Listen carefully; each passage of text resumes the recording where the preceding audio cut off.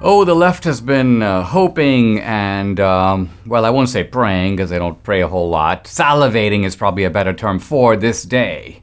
The day when they would get Trump and the day that they would get the Trump organization on criminal charges. Well, that day is here.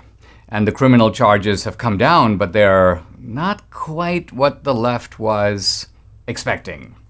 They thought that a searching examination of Trump, his dealings, the Trump corporations, would find a slew of atrocious violations, shoddy business practices, corrupt dealings, backroom payments, all kinds of illegality. And yet, despite a thorough review of tens of thousands of pages, they've come up basically with, well, virtually nothing. Nothing, to be more precise. Sure, they went ahead and brought the indictment not against Trump, but against the Trump organization and the organization's executive, a top executive named Alan Weisberg. And Alan Weisberg surrendered to the authorities. He's been booked. But here's the charge against him. I have to sort of laugh.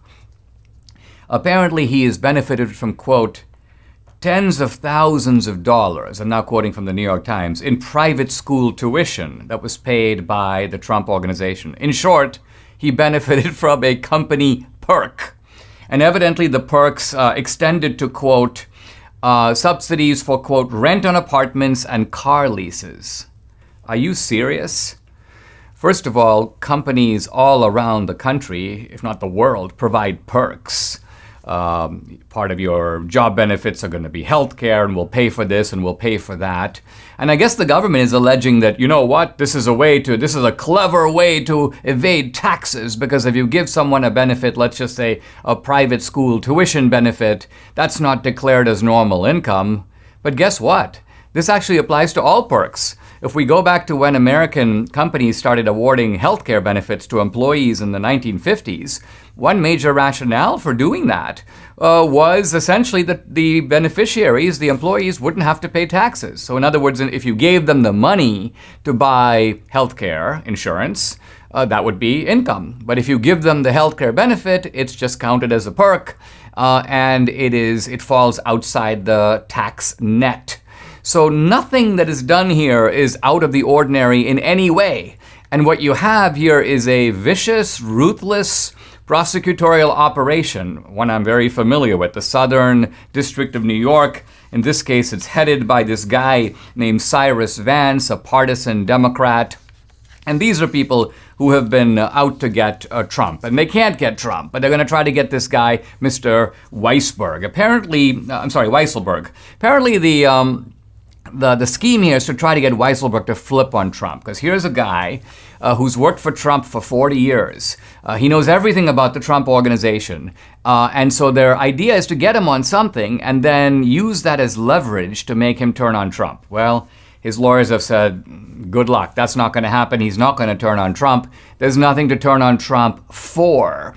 And this Weisselberg guy seems like a great guy. In fact, in the New York Times profile, they talk about a meeting that he had with the New York Times some years ago, in which he had made a claim that Trump's net worth was $6 billion.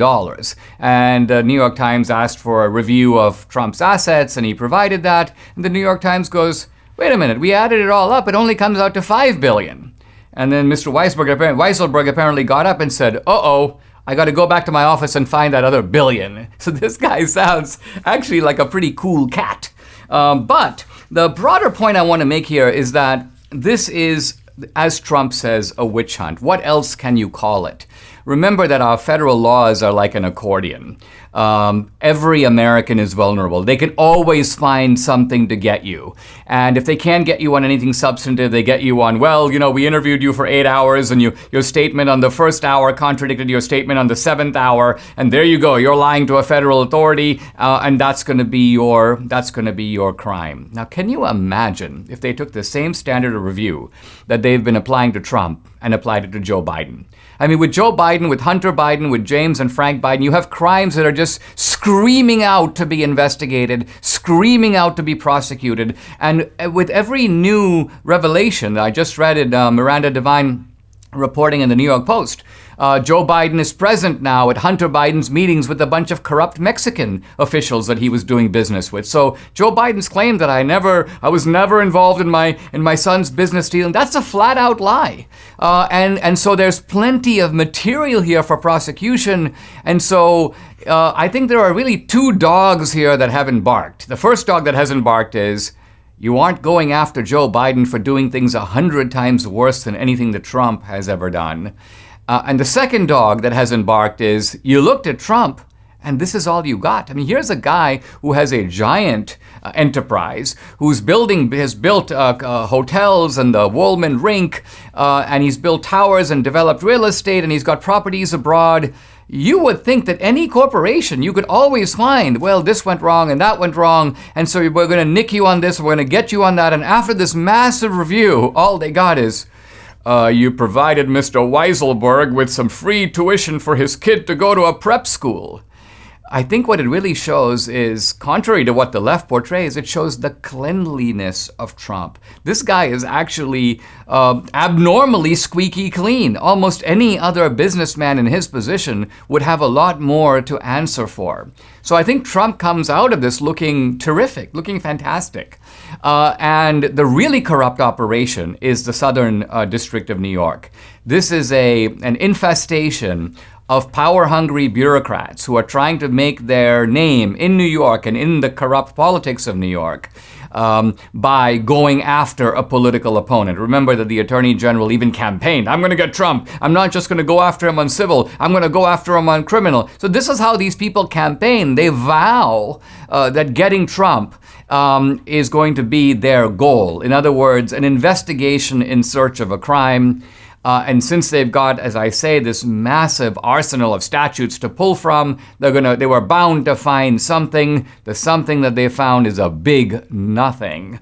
But if it affirms anything, it affirms the truth of Trump's claim that he is being not just prosecuted, but persecuted. And the real crooks, Biden, the sharks, the really bad guys, are still on the loose.